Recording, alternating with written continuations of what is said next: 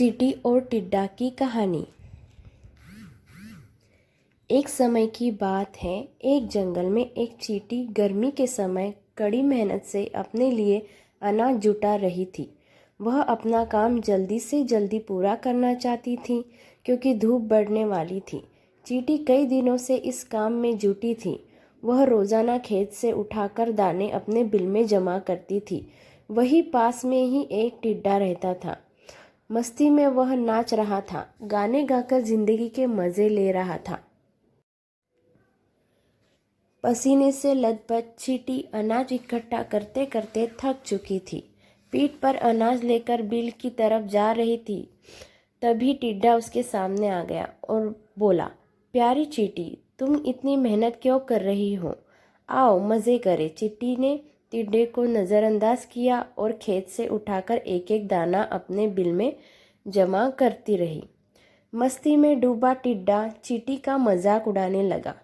कभी बीच रास्ते में आकर कहता, प्यारी चींटी, आओ मेरा गाना सुनो। कितना बढ़िया मौसम है, ठंडी हवा चल रही है, सुनहरी धूप है। क्यों मेहनत करके इस खूबसूरत दिन को बर्बाद कर रही हो? टिड्डा की हरकतों से चींटी थक गई। उसने समझाते हुए कहा, सुनो टिड्डा, ठंड का मौसम कुछ दिन बाद ही आने वाला है। तब खूब बर्फ गिरेगी, कहीं पे भी अनाज नहीं मिलेगा। मेरी सलाह है, अपने खाने का इंतजाम कर लो। धीरे धीरे गर्मी का मौसम खत्म हो गया।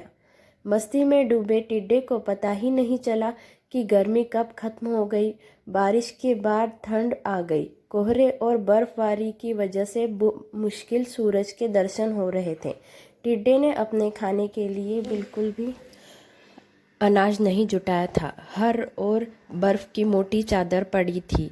भूख से टिड्डा तड़पने लगा। टिड्डे के पास बर्फबारी और ठंड से बचने का भी इंतजाम नहीं था। तभी उसकी नज़र चींटी पर पड़ी। अपनी बिल में चींटी मज़े से जमा किए हुए अनाज खा रही थी। तब टिड्डे को एहसास हुआ कि समय को बर्बाद करने का उसे फल मिल चुका है। भूख और ठंड से तड़पते टिड्डे की फिर चींटी ने मदद की। खाने के लिए उसे कुछ अनाज दिए। चींटी ने ठंड से बचने के लिए खूब घास फूस जुटाए थे। उसी से टिड्डे को भी अपना घर बनाने के लिए कहा।